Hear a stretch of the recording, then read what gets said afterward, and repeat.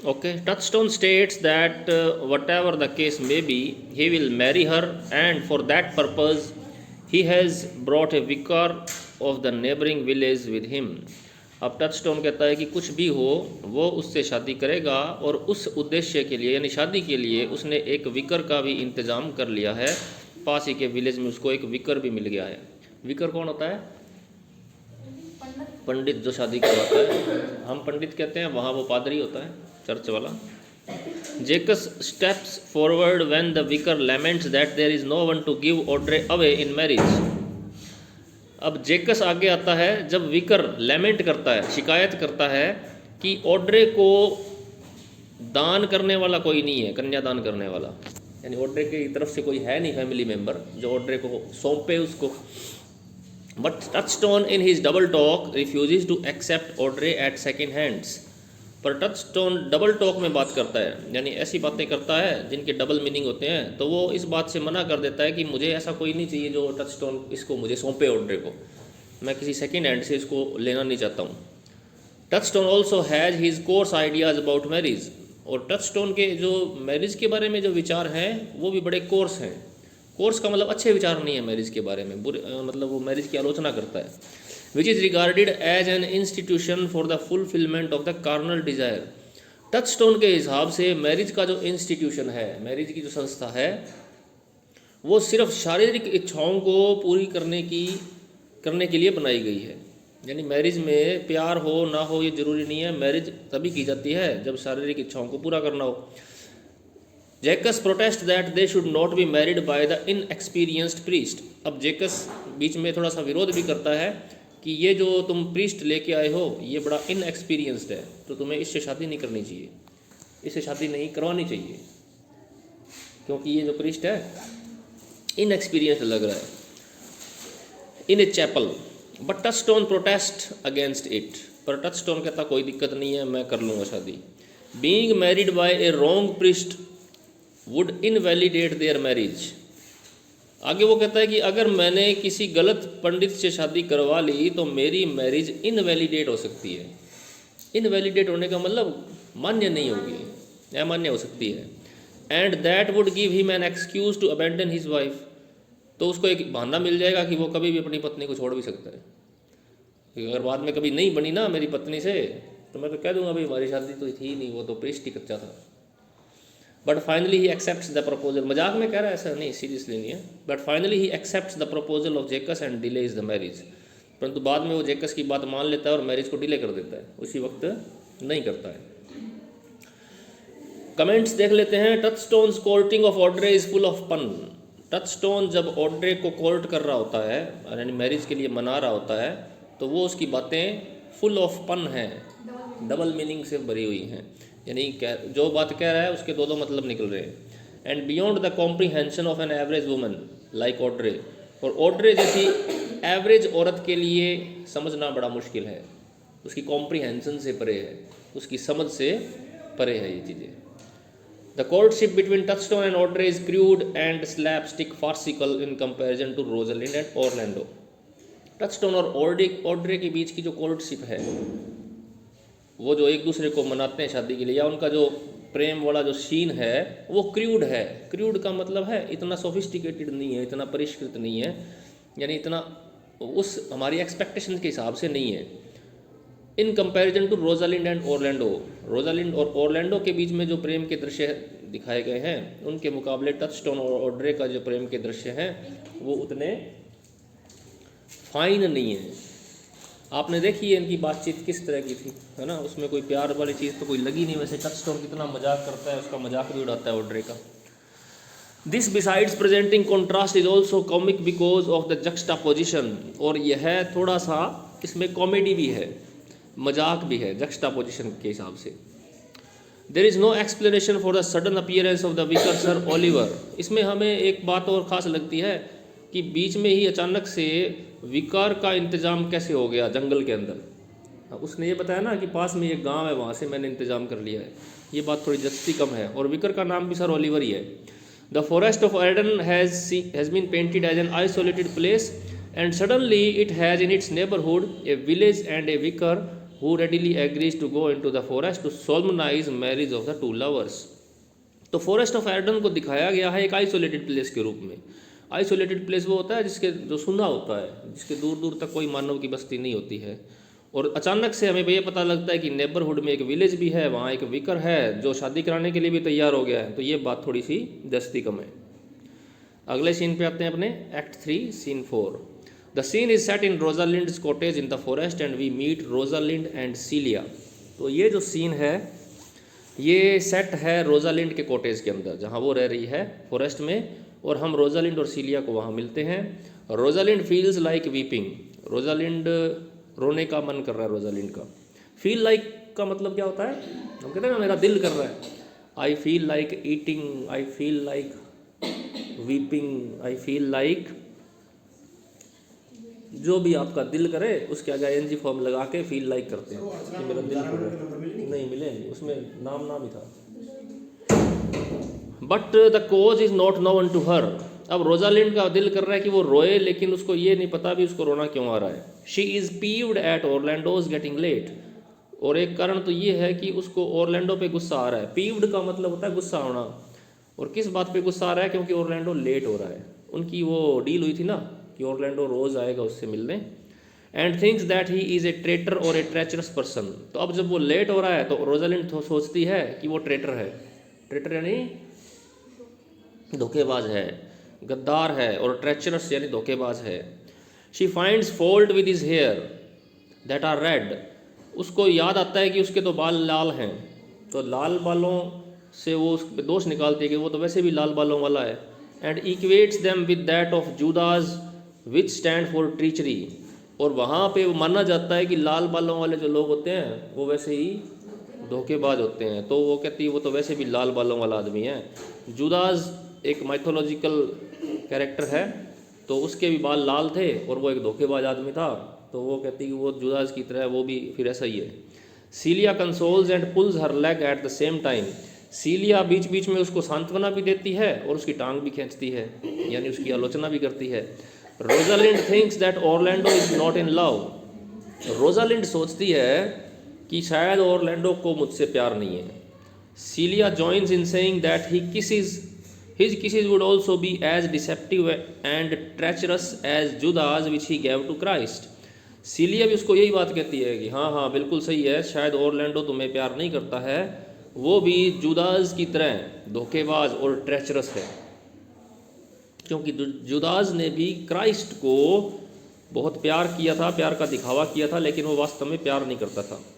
Rosalind switches sides and comes to Orlando's defence. अब Rosalind अपनी side बदलती है और ओरलैंडो को डिफेंस में आ जाती है। जब सीलिया भी उसकी आलोचना करने लगती ना तो वो कहती नहीं नहीं नहीं ऐसा नहीं है।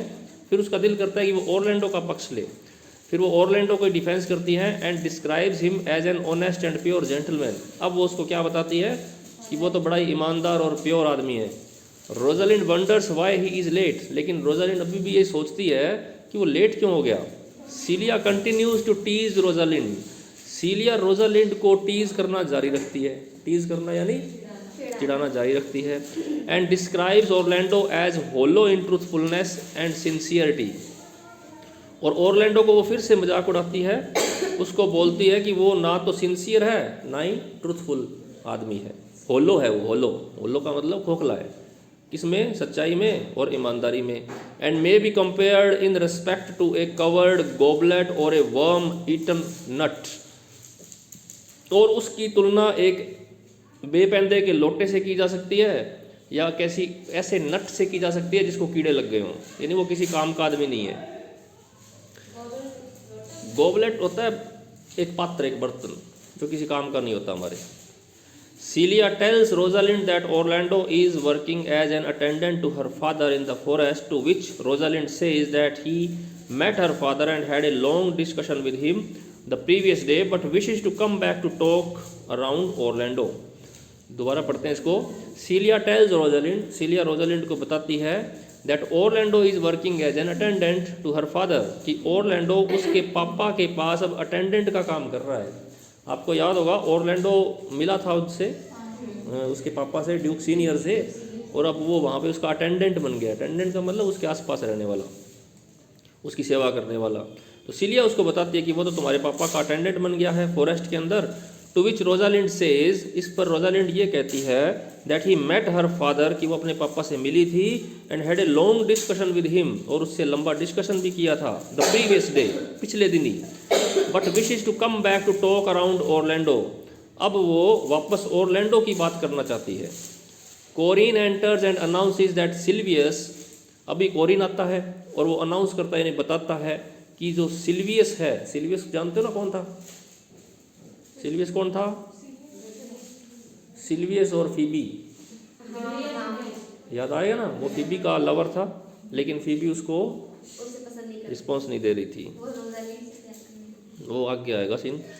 तो कोरिन एंटर्स आता है और वो अनाउंस करता है कि Silvius whom they saw making fervent appeals to Phoebe, कि सिल्वियस जिसको हमने फीबी के को अपील करते हुए देखा है, फर्वेंट का मतलब बहुत ही जोरदार अपील करते हुए देखा है।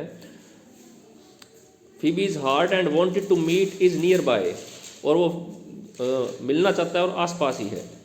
He is wooing Phoebe's hand desperately, वो फीबी के हैंड को वू कर रहा है। वू करने का मैंने आपको बताया था, फीबी को मना रहा है मतलब शादी के लिए। डेस्परेटली मतलब कोई चीज़ जब हम डेस्परेटली करते हैं ना तो बहुत ज़्यादा उतावले होते हैं उस चीज़ को करने के लिए। तो वो भी बड़ा डेस्परेट है फीबी को पाने के लिए। But she looks down at him with scorn and contempt, परंतु फीबी उसको स्कॉर्न और कंटेम्प्ट से देखती है। स्कॉर्न का मतलब घृणा से देखती है, कंटेम्प्ट का मतलब भी यही है, नापसंदगी से देखती है। If they are interested in seeing it live then they may go with him, और अगर वो उसको लाइव देखना चाहते हैं, अपने सामने अपनी आंखों से देखना चाहते हैं, तो मेरे साथ चलें। कोरिन ये बात कह रहा है भी सिल्वियस और फीबी बातचीत कर रहे हैं, तुम्हें देखनी है तो आ जाओ, क्या बात हो रही है। Rosalind remarks that the sight of lovers talking to each other serves as a nourishment to those beholders who themselves are in love. अब रोजालिंड इस बात पे रिमार्क करती है कि जो आदमी खुद प्यार में होता है उसको ऐसे जोड़े देखना जो प्यार की बातें कर रहे हैं, वो सीन उनके लिए नरिशमेंट का काम करता है। नरिशमेंट का यानी जब हम खाते पीते हैं ना तो उससे हमें नरिशमेंट मिलता है, पोषण मिलता है। तो वो यही कहती है कि उसका कहने का मतलब चलो चलो देखते हैं क्या बातें कर रहे हैं वो, क्योंकि मैं भी खुद भी प्यार में हूँ और मैं अगर देखूंगी किसी ऐसे प्रेमी जोड़े को बात करते हुए तो वो मेरे लिए बड़ा अच्छा होगा, मुझे बड़ा इन्जॉयमेंट आएगा। कमेंट्स है इस सीन के, Rosalind appears masterly and in control of the events when she is with Orlando on stage. अब रोजालिंड के दो पक्ष देखने को मिलते हैं कि जब वो ओरलैंडो के सामने होती है तब तो वो हर चीज़ को कंट्रोल करती है, एकदम सख्त होती है, मास्टरली होती है स्टेज पे। But here she exhibits the weakling of a woman, परंतु इस सीन में हमें एक औरत की कमजोरियों का पता लगता है। बेसिकली है तो वो औरत ही, उसके सामने वो आदमी बन के आती है, तो यहाँ पे हमें औरत की कमजोरी का पता लगता है। पता लगा ना शुरू में जब वो उसको लेट हो जाती है तो उसको धोखेबाज भी कहती है, उसको चाहती भी है कि जल्दी से जल्दी वो आए। While speaking to Celia as a woman in love, जब वो सीलिया से बोलती है, वार्तालाप करती है एक ऐसी औरत के रूप में जो प्यार में है। Rosalind is deeply touched bye Cupid, तो यहाँ से हमें ये पता लगता है कि रोजालिंड क्यूपिड से बहुत ज़्यादा टच्ड है। ये क्यूपिड कौन है? हाँ, प्यार का देवता, यानी इसका मतलब ये है कि रोजालिंड प्यार में है, गहरे प्यार में है। Celia who has not experienced love so far is critical of Orlando's folly. Celia जो अभी तक प्यार में नहीं पड़ी है, किसी से उसको प्यार नहीं हुआ है, तो वो ओरलैंडो की फॉली का मजाक उड़ाती है, उसकी आलोचना भी करती है। फॉली का मतलब मूर्खताएं, और ओरलैंडो की। The complexity of Rosalind's character is developed in this scene, Rosalind के कैरेक्टर की कॉम्प्लेक्सिटी इस सीन में डेवलप होती है। कॉम्प्लेक्सिटी यही है ना कि उसके 2-3 कैरेक्टर हैं उसके, कभी वो आदमी बन के सख्त बातें करती है, कभी औरत बन के बहुत ही सॉफ्ट हो जाती है। Projected as clever, masterly and witty, उसको एक क्लेवर भी दिखाया गया है, मास्टरली भी दिखाया गया है जो सब कुछ कंट्रोल कर लेती है, विटी भी दिखाया गया है, बातचीत में तो वो बहुत ही ज़्यादा निपुण है। The vulnerabilities however are not far to see, लेकिन उसकी वल्नरेबिलिटी भी हमें देखने को मिलती है। वल्नरेबल हमने किया था ना वर्ड, संकटापन या ऐसा व्यक्ति जिसको आसानी से नुकसान पहुंचाया जा सकता हो। तो यहाँ रोजालिंड की जो कमजोरियाँ है वो हमें देखने को मिलती है। She begins to worry and get impatient at his tardiness. जब ऑरलैंडो लेट हो जाता है ना तो वो बड़ी चिंता करती है उसकी, और अधीर भी हो जाती है, इम्पेशेंट भी हो जाती है। टार्डीनेस का मतलब क्या है? जब कोई आदमी ढीला होता है, टाइम पर काम नहीं करता, वो टार्डीनेस कहते हैं उसको। She becomes the victim of A seemingly disloyal lover. और ऐसा लगता है कि वो किसी बेवफा प्रेमी का शिकार हो गई है। हालांकि ऑरलैंडो तो बेवफा नहीं है, और उसको ये लगता है कि वो आ नहीं रहा है, पता नहीं प्यार करता है कि नहीं करता है, लेट क्यों हो जाता है। शिकार, विक्टिम का मतलब। The scene is set in the forest and the courting of Phoebe by Silvius is shown. अब इस सीन के अंदर सीन दिखाया जाता है दो जोड़ों का, एक जोड़े का, सिल्वियस और फीबी का सीन है इसके अंदर। Silvius is at loss to learn that Phoebe does not accept his love. अब सिल्वियस को यह जान के बड़ा दुख होता है कि फीबी उसका प्यार स्वीकार नहीं कर रही है। Rather she is scornful of it. प्यार तो छोड़ो, वो तो उससे नफरत करती है, घृणा करती है। Rosalind and Celia secretly watch. अब रोजालिंड और सीलिया चुपके से देखते हैं कि उन दोनों के बीच में बात क्या हो रही है। And she intervenes on behalf of Silvius and Scholz Phoebe. और बीच में ही रोजालिंड इंटरवीन कर जाती है। जब वो बात कर रहे होते हैं ना तो वो खुद आ जाती है उनके बीच में और सिल्वियस का पक्ष लेती है। ऑन बिहाफ ऑफ सिल्वियस, भी सिल्वियस की तरफ से आती है और फीबी को स्कोल्ड करती है, डांटती है। For being so callous and unrelenting. Phoebe को कहती है कि तुम बहुत ही कॉलस हो और अनरिलेंटिंग हो। कॉलस का मतलब निर्दयी, जिसमें दया नहीं हो। अनरिलेंटिंग का मतलब ही क्रूर, कि फीबी सिल्वियस के प्रति क्रूरता क्यों दिखा रही है, निर्दयी क्यों है। She also scold Silvius. वो सिल्वियस को भी डांटती है। whom she rates as 1,000 times better than her।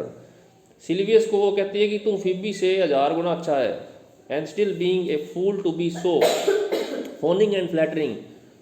तुम उससे इतने अच्छे हो फिर भी तुम उसकी चापलूसी कर रहे हो। सिल्वियस को डांटती है वो। फोनिंग का मतलब होता है चापलूसी करना, फ्लैटरिंग का मतलब ही झूठी तारीफ करना। Before this Silvius had entreated that she would realize the pangs of love only if she fell in love with somebody and he did not reciprocate her love. तो सिल्वियस को अब रोजालिंड ये सोचती है, उसको बताती है कि ये जो फीबी है तभी लाइन पर आएगी जब इसको भी किसी से प्यार हो जाएगा और बदले में वो इससे प्यार नहीं करेगा। यानी बिल्कुल जब सेम तुम्हारे जैसा इसके साथ होगा ना, तब इसको तुम्हारे दर्द का एहसास होगा। रेसिप्रोकेट वर्ड आया, कल किया था ना हमने परसों। रेसिप्रोकेट करना, प्रत्युत्तर देना, रिस्पॉन्स देना। Ironically Phoebe falls for Rosalind and realises the truth of the statement. अब होता क्या है, आयरनी हो जाती है। एक आयरनी कौन सी चीज़ होती है? Opposite condition.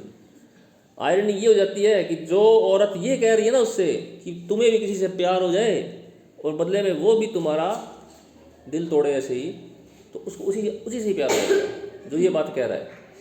कौन कह रहा है ये बात? रोजालिंड। क्या बन के? गैनीमेड बन के।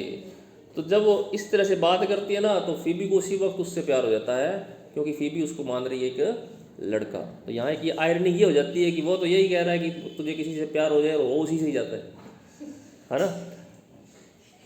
Whoever loved Phoebe falls for, fall for का मतलब होता है प्यार में पड़ जाना। Phoebe falls for Rosalind and realizes the truth of the statement। तो Phoebe उसी वक्त रोजालिंड के प्यार में पड़ जाती है और उसको इस बात का एहसास होता है। किस बात का? ये आगे word line, Whoever loved, who loved not at first sight। उसको पहली नज़र में प्यार हो जाता है उससे, क्योंकि वो अभी तो मिली है उससे। फीबी गैनीमेड से या रोजालिंड से अभी मिली है ना, तो उसको एक तरह से पहली नज़र का प्यार हो जाता है। और उसको एक लाइन याद आ जाती है जो बहुत ही फेमस है लाइन है कि उसने क्या प्यार किया जिसने पहली नज़र में प्यार नहीं किया।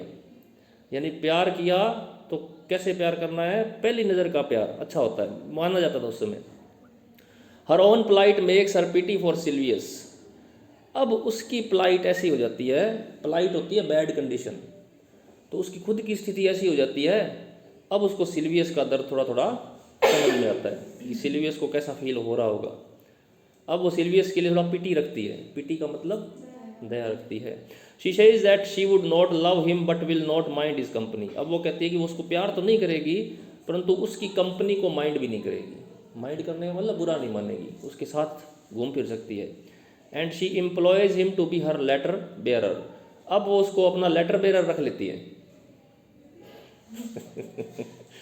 क्या रख लेती है? प्रेम पत्र या प्रेम दूत बना लेती है उसको। कि तेरा काम ये है कि तुम मेरे लेटर को गैनीमेड तक पहुंचा के आएगा। अब बेचारा वो तो उसका प्रेमी था, उस बनना पड़ गया, उसका संदेश हुआ कि तेरे प्रेम पत्र को वो लेके जाएगा। वो उस पे एहसान कर रही है, वो कहती चलो कोई बात नहीं, मैं तेरे को साथ रहूंगी तेरे, लेकिन तुझे मेरे प्रेम पत्र वहां तक पहुंचा के आने पड़ेंगे। The heartlessness and severity of Phoebe is pictured. तो इस सीन में हमें देखने को मिलता है फीबी की हार्टलेसनेस, उसकी हृदयहीनता, और सिवियरिटी और कड़ापन, उसका कठोरता उसकी। There seems to be some poetic justice in disdainful Phoebe. तो यहाँ हमें एक पोइटिक जस्टिस भी देखने को मिलती है। पोइटिक जस्टिस उस चीज़ को कहते हैं जब अच्छे के साथ अच्छा हो और बुरे के साथ बुरा हो, उसको हम पोइटिक जस्टिस कहते हैं। तो यहाँ पोइटिक जस्टिस ये देखने को मिलती है कि फीबी के साथ भी वैसा ही हो जाता है जो वो सिल्वियस के साथ कर रही है, क्योंकि सिल्वियस की वो मान नहीं रही बात, उसका दिल तोड़ती है। अब फीबी का दिल तोड़ने वाला भी कोई आ गया है, गैनीमेड आ गया है विद डिसगाइज्ड रोजालिंड। तो वो किसके प्रति प्यार में आ गई है? रोजालिंड। वो भी डिसगाइज्ड है, उसको पता थोड़ी रोजालिंड है। And coming home to feel the pangs of love. और अब वो भी प्यार के दर्द को झेल रही है। पैंग क्या होते हैं? दर्द। Rosalind's chiding gives Phoebe a taste of her own medicine. अब रोजालिंड की डांट, शाइडिंग होती है डांट, रोजालिंड की डांट फीबी को उसी चीज़ का एहसास दिलाती है जो अब तक वो लोगों को एहसास दिला रही, लोगों को नहीं, सिल्वियस को एहसास दिला रही थी। ये एक इडियम है, give a taste of your own medicine, कि अपनी दवाई का स्वाद तुम खुद चखो। जो दवाई तुम दूसरों को देते आ रहे हो ना, एक बार तुम भी तो लो वो दवाई। इसका मतलब फीबी को भी तो वही दवाई लेनी पड़ रही है जो दूसरों को दे रही थी वो, यानी उसके साथ भी वैसा ही हो रहा है जो दूसरों के साथ वो सलूक कर रही थी। दूसरों का मतलब यहाँ सिल्वियस का है। Which she had so freely been giving to Silvius. जो वो सिल्वियस को दवाई दे रही थी, अब उसको खुद ही उसका टेस्ट चखना पड़ रहा है। अगले सीन पे आते हैं, एक्ट 4 आ गया। The scene is also set in the forest of Arden and Rosalind is seen engage in conversation with the melancholy Jaques. अब रोजालिंड और जेकस की बातचीत हो रही है। जेकस को बोलता है मेलंकलिक जेकस। क्यों बोला है मेलंकलिक जेकस? हाँ, ये उदास रहता है, एक फिलोसोफर टाइप का है, हर चीज़ में दुख ढूंढ लेता है। वो 7 एजेस ऑफ मैन इसी ने ही तो गाया है, और वो एक मेलंकलिक सॉन्ग है। वो मेलंकलिक का मतलब है एक दुख पूर्ण है। वो बता रहा है कि आदमी की ज़िंदगी कैसी होती है, पैदा होता है, ये करता है, वो करता है, और लास्ट में मर जाता है। जेकस इस प्ले का बहुत ही इम्पोर्टेंट पात्र है। ये बहुत ही इम्पोर्टेंट स्पीचेस भी हैं इसकी, आगे अपने करेंगे एक्सप्लेनेशंस में। जेकस discusses melancholy and its causes and effects. जेकस melancholy को डिस्कस करता है उसके सामने और उसके कारण और उसके प्रभावों को बताता है। He tells her that his melancholy is unique. वो कहता है उसकी मेलंकली बड़ी यूनिक है। And something of his own, और उसकी खुद की है। That is compounded of many things and drawn from many objects. और वो जो मेलंकली है उसकी कई चीज़ों से मिलके बनी है और बहुत सारे ऑब्जेक्ट्स को देखने के बाद हुई है। And different things that he Drew from during his travel, क्योंकि उसने बहुत ट्रैवल किया दुनिया में, और दुनिया में घूमने के बाद उसको यही लगा है कि दुनिया में दुख ही दुख है। बहुत ही एक्सपीरियंस आदमी है ये। Rosalind takes him literally and tells him that then he has a great reason to be sad as he has sold his own lands to procure money to go and see the foreign places which is equivalent to having rich eyes but poor hands. अब Rosalind उसको कहती है कि ये बात तो बिल्कुल सही है, क्योंकि तुमने घूमने के लिए अपनी सारी ज़मीन बेच दी, अपने खेत बेच दिए, अब तुमने उन पैसों का प्रयोग घूमने के लिए कर लिया, तो अब तुम्हारी आइज़ तो रिच हो गई हैं लेकिन हैंड्स तुम्हारे पुअर हो गए हैं। आइज़ रिच होने का मतलब तूने दुनिया तो देख ली है लेकिन हाथों में अब कुछ भी नहीं रहा तुम्हारे, तुम गरीब हो गए हो। Orlando enters late by an hour. अब ऑरलैंडो आता है, वो कितनी देर, 1 घंटा लेट आता है वो। And becomes the object of Rosalind scolding. अब फिर रोजालिंड उसको डांट लगाती है, तुम लेट क्यों हो गए। She is peeved and anxious at his unpunctuality. वो ऑरलैंडो की अनपंक्चुअलिटी से नाराज है, गुस्सा है और चिंतित भी है। And her outburst echoes her real feeling, और जब वो डांट लगाती है तो हमें उसकी फीलिंग्स का पता लगता है कि वास्तव में कितना प्यार करती है उससे। We witness Rosalind's dazzling wit in her classical allusion, और जब रोजालिंड उससे बात करती है ना तो उसकी बातों से हमें उसके नॉलेज का पता लगता है कि रोजालिंड कितनी विट्टी पर्सन है, क्योंकि वो बात बात में उदाहरण देती है, ऐसे ऐसे क्लासिकल एल्यूजन देती है। वो एल्यूजन आपको बताया ना मैंने, किसी, हाँ मतलब उदाहरण देना बोलते हैं उसको, यानी जो आदमी पढ़ा लिखा होता है ना वही तो उदाहरण देता है कि उस नाटक में ऐसा हुआ, उस कहानी में ऐसा हुआ, उस बुक में ऐसा लिखा हुआ है, ये उदाहरण होते हैं। So much is she in love with him that she would prefer to be wooed by a snail as he carries his house with him, implying that she would prefer to be with him all the time. तो वो Orlando को snail से compare करती है कि काश तुम snail होते और मैं तुम्हारे साथ ही रहती हमेशा। स्नेल एक ऐसा जानवर होता है जो अपने घर में ही रहता है, अपना घर हमेशा साथ ही लेके चलता है, घोंगा घोंगा घोंगा, और वो चलता भी बहुत धीरे है। तो वो ऑरलैंडो को ये कहती है कि अगर तुम स्नेल भी होते ना तो मैं तुम्हारे साथ रहती, क्योंकि स्नेल का भी अपना एक घर होता है, काश तुम स्नेल होते तो कोई बात नहीं थी। She is also quite realistic when she tells Orlando that nobody has actually died for love so far in the whole world, और वो बड़ी रियलिस्टिक भी है इस मामले में जब वो ऑरलैंडो को ये कहती है कि आज तक प्यार में कोई मरा तो नहीं है। ऑरलैंडो, इनकी बातचीत होती है ना, तो ऑरलैंडो ने कहा होगा कि मैं तो मर भी सकता हूँ तुम्हारे लिए, तो वो कहती कि ये तो तुम छोड़ दो, हिस्ट्री उठा के देख लो, दुनिया में आज तक प्यार के लिए कोई किसी के लिए मरता नहीं है, कोई जान नहीं देता है। ये रोजालिंड की वार्तालाप है, इसको आप एक बार छोड़ो, ये अपने एक्सप्लेनेशन में करेंगे। ये यहाँ से देखा, men are April when they woo, ये इंपॉर्टेंट एक्सप्लेनेशन है, छोटी सी देख लेते हैं। Men are April when they woo, वो आदमियों की आलोचना करती है कि आदमी जब वू करते हैं तब तो वो अप्रैल जैसे होते हैं, सुहाने सुहाने होते हैं। दिसंबर व्हेन दे वेड, जब शादी कर लेते हैं तो दिसंबर जैसे कोल्ड हो जाते हैं, रुखे हो जाते हैं। Maids are may when they maids, और औरतें जब तक कुंवारी होती हैं तब तक वो मई महीने की तरह होती है। मई का महीना बड़ा खुशनुमा होता है इंग्लैंड में, यहाँ तो गर्मी होती है, इंग्लैंड में गर्मियों में बड़ी खुशनुमा होती है क्योंकि ज़्यादा गर्मी नहीं होती वहाँ। But the sky changes when they are wives, परंतु सब कुछ बदल जाता है जब वो वाइफ बन जाती है। तो ये सारे जो है ना इन्जॉयमेंट, ये शादी से पहले ही है, जब शादी हो जाती है ना तो सब खत्म हो जाता है, नए सिरे से शुरू होता है सब कुछ। तो पीछा करने में ही मज़ा होता है, पाने में मज़ा नहीं होता है, ये फिलॉसफी है। In her love parades to out to Orlando, she rails at women, decrying and being hypercritical of women. अब यहाँ एक और आयरनी ये होती है कि वो खुद औरत होकर के औरतों की ही आलोचना करती है कि जब लड़कियाँ प्यार में हो जाती ना तो वो कहती है कि वो मूर्खतापूर्ण हरकतें करती हैं, इसलिए वो आलोचना करती है औरतों की। सीलिया रिब्यूक्स हर आफ्टर ऑरलैंडोज डिपार्टर, जब ऑरलैंडो चला जाता है तो सीलिया उसको रिब्यूक करती है। फिर रिब्यूक करने का मतलब उसको भला बुरा कहती है।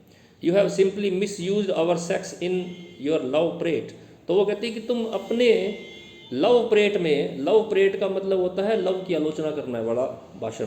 टाइरेड हमने लिखा था ना, टाइरेड निंदा भाषण, ये लव प्रेट बस वो है भी जिसमें प्यार की निंदा की जाती है, वो लव प्रेट है। तो वो कहती है तुम प्यार की तो आलोचना कर रही थी परंतु तुमने हमें भी मिस यूज कर लिया, औरतों को भी, औरतों की तुमने आलोचना क्यों की, तुम खुद एक औरत हो। तो यहाँ रोजालिंड के कैरेक्टर की बड़ी खासियत देखने को मिलती है कि वो लड़का बन जाती है, कभी लड़की बन जाती है, कभी लड़के की फीलिंग्स शो करती है, कभी लड़की की करती है।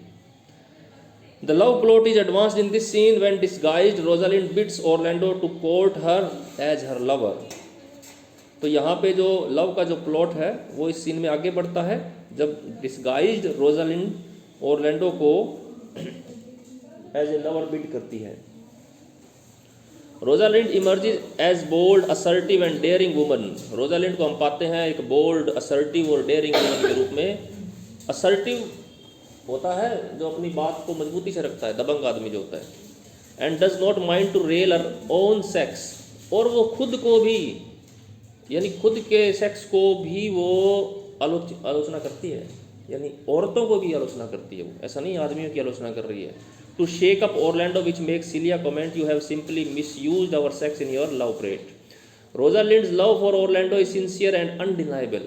रोजालिंड ऑरलैंडो से बहुत सिंसियरली प्यार करती है, इस बात से मना नहीं किया जा सकता, but she is realistic to know that most of the love stories were prompted by exaggerations and romance than truth.